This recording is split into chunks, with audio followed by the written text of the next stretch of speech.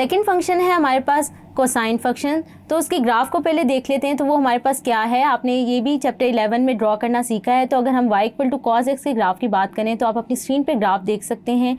अब हम देखते हैं कि हमारे ये फंक्शन क्या है, हमने क्या करना है, y equal to cos inverse x का ग्राफ ड्रॉ करना है। तो पहले हम देखेंगे कि हमारा y equal to cos X जो है वो फंक्शन क्या है, 1 to 1 है या नहीं है। तो उसके लिए हम दोबारा हॉरिजेंटल लाइन टेस्ट यूज़ करेंगे और क्या करेंगे, चेक करेंगे ये है कि नहीं। तो अगर हम एक horizontal line y equal to cos X से ड्रॉ करूं तो क्या होगा कि मेरी ये जो लाइन है हॉरिजेंटल लाइन, ये मोर देन 1 पॉइंट पे कट करेगी ग्राफ को। तो क्या है, y equal to cos X, अगर हम पूरी डोमेन देखें -2 पाई से पाई, तो हमारे पास ये जो फंक्शन है ये हमारे पास क्या है, 1 to 1 नहीं है। तो हमने क्या करना है, सबसे पहला पॉइंट हमारे पास क्या है, हमने अपने फंक्शन को 1 to 1 बनाना है। तो हम क्या करते हैं, रिस्ट्रिक्ट कर देते हैं इसे डोमेन में। तो अगर हम कॉस एक्स की बात करें तो हम अपना फंक्शन रिस्ट्रिक्ट कर देते हैं 0 से पाई तक। जैसा कि आप स्क्रीन पे देख सकते हैं, अगर 0 से पाई तक हम एक हॉरिजेंटल लाइन ड्रॉ करें तो हमारे पास अब क्या होगा, y equal to cos X जो है वो फंक्शन क्या हो जाएगा, 1 to 1 हो जाएगा। तो हम रिस्ट्रिक्ट कर लेते हैं y equal to cos X को 0 से पाई तक और इसका ग्राफ इस डोमेन में ड्रॉ कर लेते हैं। जैसा कि आप अपनी स्क्रीन पे देख सकते हैं, हमने y equal to cos X का ग्राफ ड्रॉ कर लिया इस डोमेन में। अब हमने क्या करना है, अब हम करते हैं, हमने वही 3 जो हमारे प्रोसीजर हैं, 3 स्टेप्स हैं, उन्हीं को अडॉप्ट करते हुए हमने y equal to cos inverse x का ग्राफ ड्रॉ करना है। तो सबसे पहला हमारे पास क्या था कि हम क्या करेंगे, पहले हमने रिस्ट्रिक्ट कर लिया, हमने डोमेन रिस्ट्रिक्ट कर लिया 0 से पाई तक कॉस एक्स के ग्राफ को। उसके बाद सेकंड पॉइंट क्या है, हम अपने एक्सिस को चेंज करेंगे, यानी एक्स एक्सिस को वाई एक्सिस में ले जाएंगे और वाई एक्सिस की वैल्यूज़ को एक्स एक्सिस में ले लेंगे, यानी एक्स को वाई में चेंज कर देंगे और वाई को एक्स में, जैसे कि आप देख सकते हैं स्क्रीन में। अब हमने क्या किया, हमने ये कर लिया। उसके बाद हमने क्या लेना है, रिफ्लेक्शन लेनी है along the line y equal to x.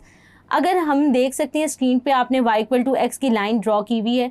y equal to X की लाइन जो है वो क्या है, 45 डिग्री पे होती है, जैसे कि आप स्क्रीन पे देख सकते हैं। तो अब हमने क्या करना है, इस लाइन के अलोंग क्या करनी है, ग्राफ की रिफ्लेक्शन लेनी है। रिफ्लेक्शन का क्या मतलब है, राइट लेफ्ट बन जाएगा और लेफ्ट राइट और बिलो अबव और अबव जो है वो बिलो बन जाएगा। तो क्या करेंगे हम, अगर मैं देखूँ ये मेरे पास क्या है, ये वाला कर्व जो है 1 से π/2 की बात करें तो ये मेरे पास क्या है, ये मेरे पास बल्जिंग इस वक्त क्या है, राइट है, ठीक है। तो अगर मैं इसकी रिफ्लेक्शन लूँगी तो ये कर्व कुछ इस तरह हो जाएगा। और इस कर्व की मैं बात करूँ π/2 से पाई तक की, तो मैं इसकी रिफ्लेक्शन लूँगी तो वो क्या हो जाएगी, वो इस तरह, ये क्या है, बल्जिंग लेफ्ट है, तो अब क्या हो जाएगा, बल्जिंग राइट।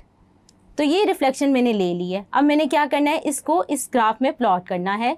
तो मैंने यहाँ पे एक्सिस को चेंज किया हुआ है, जैसे कि आप सेकंड फिगर में देख सकते हैं। अब मैंने ज्वाइन करना है, तो अब मैं क्या करूँगी, π/2 पे हमारे पास यहाँ तक ज्वाइन कर देंगे, पाई से π/2, ये वाली चीज़ जो है हम पाई से π/2 तक ज्वाइन कर देंगे। तो ज्वाइन कर लेते हैं और फिर हमारे पास क्या आ जाएगा, ये 1 तक। तो ये हमने ज्वाइन कर लिया, तो हमारे पास ये आ गया कॉस इनवर्स एक्स का ग्राफ। अगर हम इसको थोड़ा सा मज़ीद रिफ़ाइन कर दें तो हमारे पास जो है कुछ इस तरह की शेप बन जाएगी। तो हमारे पास y equal to cos inverse x का ग्राफ ड्रॉ हो चुका है, जैसे कि आप अपनी स्क्रीन पे देख सकते हैं। अब हमने क्या किया था, y equal to cos X को रिस्ट्रिक्ट किया था, वो डोमेन लिख लेते हैं। वो डोमेन क्या थी, 0 से पाई। इसको हम क्या कहते हैं, प्रिंसिपल डोमेन, इसको लिख लेते हैं।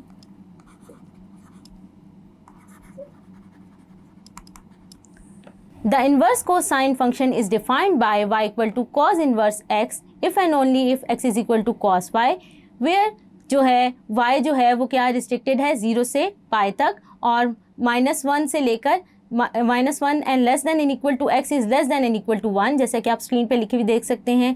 Here y is the angle whose cosine is x. The domain of the function y equal to cos inverse x जो है वो क्या होगी, -1 से less than n equal to 1 तक, जैसे कि आप स्क्रीन पे लिखे देख सकते हैं। इसी तरह रेंज जो है कॉस इनवर्स फंक्शन की लिखी हुई आप स्क्रीन पे देख सकते हैं।